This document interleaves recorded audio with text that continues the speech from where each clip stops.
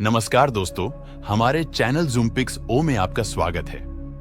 क्या आपने कभी निर्मल नीले आसमान के नीचे सुनहरे रेतीले समुद्र तटों पर और फिरोजी पानी में तैरने का सपना देखा है?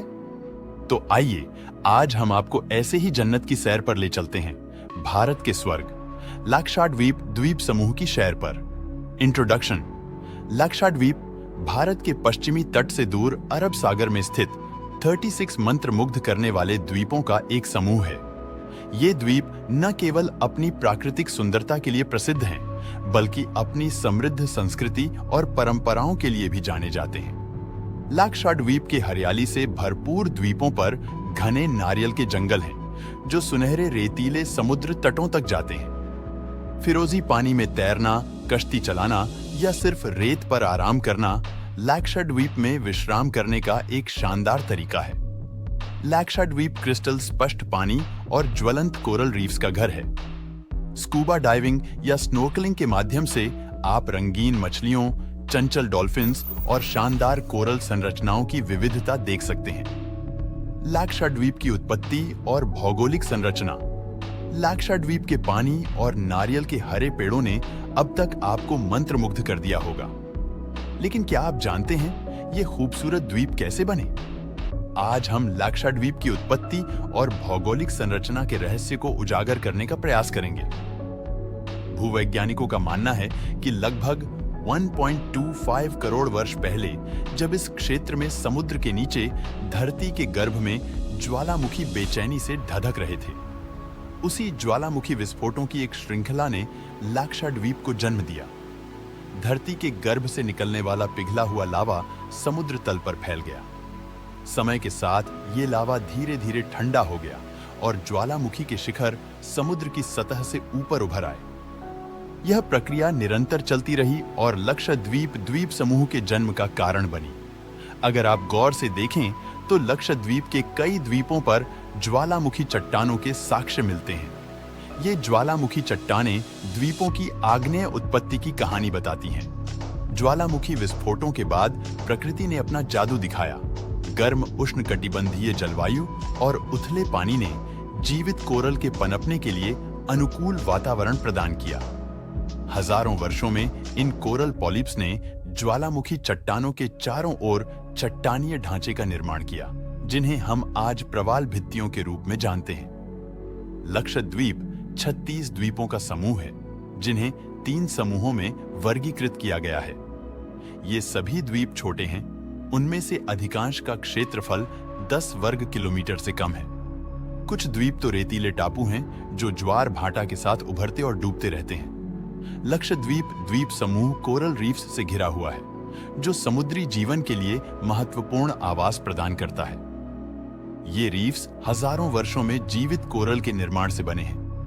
लक्षद्वीप पर्यावरण के खतरे का सामना। लक्षद्वीप भारत का एक खूबसूरत केंद्र शासित प्रदेश अपनी सफेद सुनहरे रेत, क्रिस्टल नीले पानी और समृद्ध समुद्री जीवन के लिए जाना जाता है।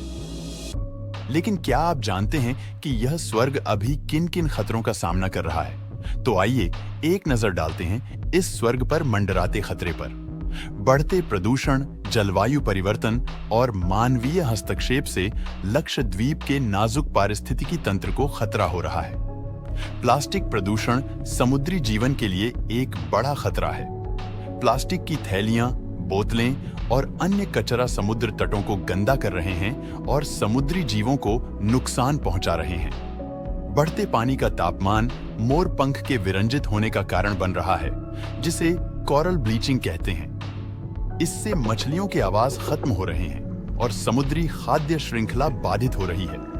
ग्लोबल वार्मिंग के कारण समुद्र का बढ़ता जलस्तर तटों के कटाव का कारण बन रहा है।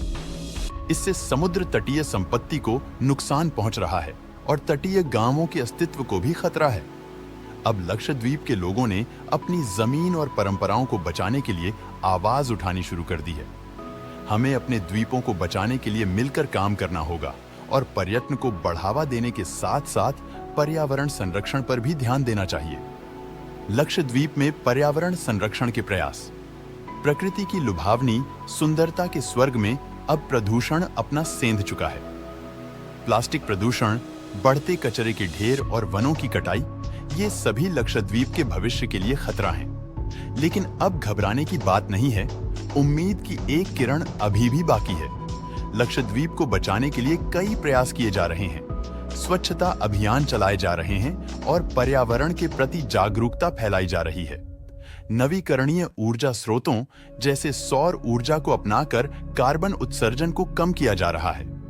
लक्षद्वीप के लोग, पर्यटक और संरक्षण संगठन मिलकर सफाई अभियान चला रहे हैं, पेड़ लगा रहे हैं और पर्यावरण के अनुकूल चीजों का इस्तेमाल कर रहे हैं।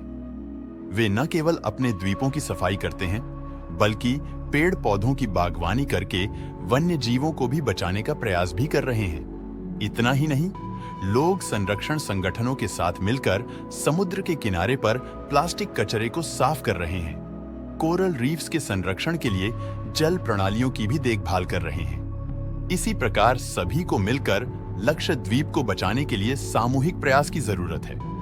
तो आइए लक्षद्वीप के इस स्वर्ग को बचाने का संकल्प लें और अपने आने वाली पीढ़ियों के लिए इस अनमोल धरोहर को संजोकर रखें।